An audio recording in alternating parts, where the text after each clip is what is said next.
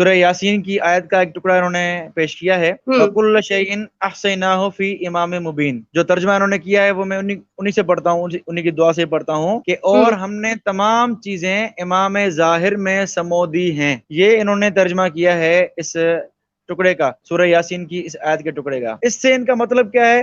بظاہر مطلب ان کا یہی ہے کہ جو بھی چیزیں ہیں، جو بھی آپ کو باتیں بتائیں گے، جو بھی احکامات ہوں گے وہ امام سے ہی آپ کو ملیں گے، کیونکہ آپ کے امام میں ہر چیز، آپ کے امام کو اختیار دے دیا ہے ہم نے۔ ان کا یہ مقصد ہے اس آیت سے۔ لیکن اگر ہم پوری آیت دیکھیں گے، سورہ یاسین کی آپ کھولیں، آیت نمبر 12 ہے، یہ واضح آپ دیکھیں گے کہ انا نحن نحیی الموتى ونکتب ما قدموا وآثارهم وکل شیء احصیناہ فی امام مبین۔ اب ذرا آیت کا ترجمہ آپ شروع سے پڑھ لیں۔ اس آیت میں اللہ کیا فرما رہے ہیں اور بات کیا چل رہی ہے؟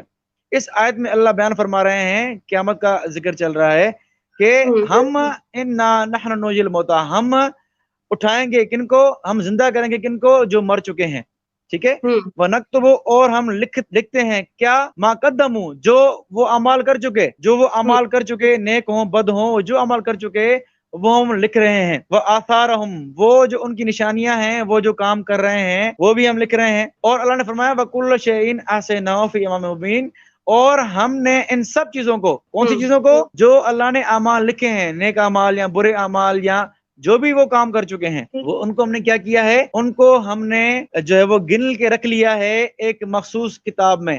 یا امام سے مراد کتاب ہے لوح محفوظ لیں یا نامہ اعمال لیں، کہ ہم نے جو انہوں نے اعمال کیے ہیں لوگوں نے، چاہے نیک اعمال ہوں چاہے برے اعمال ہوں، ان کو ہم نے کیا کیا ہے کہ ایک کتاب میں ہم نے اس کو کھلی کتاب میں لکھ کے رکھ دیا ہے۔ تو ایچ اینڈ ایوری تھنگ جو ہم اچھے کام کر رہے ہیں، برے کام کر رہے ہیں، وہ ہمارے نامہ اعمال میں موجود ہے، لوح محفوظ میں موجود ہے۔ اگر ان کا مطلب لیں کہ جو انہوں نے آیت کا ٹکڑا لیا ہے اور اس امام سے مراد اپنا امام مراد لیا ہے، امام حاضر یا جو بھی امام مراد لیا ہے انہوں نے، تو اس کا مطلب یہ ہوگا، اگر پوری آیت دیکھیں تو اس کا مطلب یہ ہوگا کہ جو بھی اسماعیلیوں نے اچھے اعمال کیے ہیں یا برے اعمال کیے ہیں، وہ سارے ان کے امام میں سمو دیے گئے ہیں۔ یعنی ان کے اسماعیلیوں کے برے اعمال بھی ان کے امام میں موجود ہیں، کیونکہ ظاہری بات چل رہی ہے ان کی جو نیک اعمال ہیں، جو بھی اعمال ہیں چاہے اچھے ہوں یا برے ہوں، ظاہر بات ہے اسماعیلی معصوم تو نہیں نا، ان سے گناہ ہوتے ہیں تبھی چھانٹا کرواتے ہیں، یہ گناہ معاف کرواتے ہیں، تو گناہ انہوں نے کیے ہیں تو گویا وہ ان کے امام میں سمو دیے گئے ہیں۔ تو پوری اگر آیت ہم لیں گے تو پوری آیت کا مطلب یہ نکلتا ہے کہ اسماعیلیوں کے نیک اعمال اور اسماعیلیوں کے برے اعمال یہ سارے ان کے امام حاضر میں موجود ہیں۔ تو ان کے امام تو معصوم نہ رہے، تو خود ان کا عقیدہ ان کی اس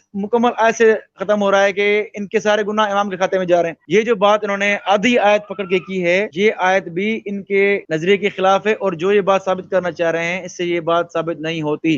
اچھا، یہاں پہ ویورز کو دکھاتے چلیں، یہ دعا کا پیج ہے اور یہاں پہ آپ دیکھیے کہ صرف ایک لائن، اس پوری آیت دکھا دیتے ہیں اسکرین پہ، تقریباً 1.5 لائن بول سکتے ہیں۔ یہ اتنی آیت ہے، لیکن جب یہ لوگ دکھاتے ہیں، پڑھتے ہیں تو صرف اتنا پڑھتے ہیں وَكُلَّ شَيْءٍ آسَيْنَاهُ فِي إِمَامٍ مُبِينٍ، اور ہم نے تمام چیزیں امام ظاہر میں سمو دی ہیں۔ لیکن ہمارے مولانا صاحب نے ایکسپلین کیا کہ اگر یہ آگے والی آیت کو نہ کاٹتے تو اس کے معنی ٹوٹل ہی چینج ہو جاتے ہیں۔ آخری حصہ یہ تو اس طرح ہوا مولانا صاحب، اگر قرآن کی ایک آیت لے لی جائے کہ نماز کے قریب مت جاؤ، ایک ہے نا جی قرآن کی آیت ہے، جی اب اس کا جی آگے کا کانٹیکسٹ ہے کہ نشے کی حالت میں، شراب کی حالت میں نماز کے قریب مت جاؤ، تو اگر کوئی بیچ کا حصہ لے کہ بس نماز کے قریب مت جاؤ، تو وہ تو اس کو پکڑ کے بیٹھ جائے گا کہ اللہ نے تو خود نماز کو منع کر دیا۔ تو یہ صحیح بہت صحیح بڑی خیانت ہوتی ہے، بہت بڑی خیانت ہوتی ہے، اور اللہ کی آیتوں کو کاٹ چھانٹ کر اپنے مقصد کے حساب سے استعمال کرنا۔ آپ نے اشارہ کیا ادھوری آیت پڑھنے کی طرف، جی تو اگر اس طرح ادھوری آیتیں پڑھیں گے تو پتہ نہیں کیا سے کیا ثابت قرآن سے ہو جائے گا۔ مثلا میں نے آپ کو مثال دوں، قرآن میں اللہ نے فرمایا وقالت الیہود عزیر ابن اللہ، کہ یہودیوں نے کہا کہ عزیر اللہ کے بیٹے ہیں، ٹھیک ہے۔ اگر کوئی آیت صرف اتنی پڑھے کہ عزیر ابن اللہ اور کہے کہ دیکھو قرآن میں ہے کہ عزیر اللہ کا بیٹا ہے، تو اس کو ہم کہیں گے بیٹا آپ پوری آیت پڑھیں، اس میں کیا لکھا ہو کہ یہودیوں کی بات اللہ نے یہ کوٹ کی ہے، وقالت الیہود، یہودیوں نے یہ کہا کہ عزیر اللہ کا بیٹا ہے۔ پھر آگے وقالت النصارى المسیح ابن اللہ، نصارہ کرسچن نے کیا کہا کہ مسیح جو ہے وہ اللہ کے بیٹے ہیں۔ لیکن کوئی آیت صرف اتنی پڑھے کہ المسیح ابن اللہ، کہ مسیح اللہ کے بیٹے ہیں، دیکھو تمہارے قرآن میں ہے کہ مسیح اللہ کا بیٹا ہے، تو اس کو ہم یہی کہیں گے کہ آپ پوری آیت پڑھیں گے تو لکھا ہے کہ یہ بات کس کی ہے؟ یہ بات کرسچنز کی بات اللہ نے فرمائی ہے۔ تو ادھوری آیتیں پڑھنے سے تو پھر بات کہاں سے کہاں نکل جائے گی۔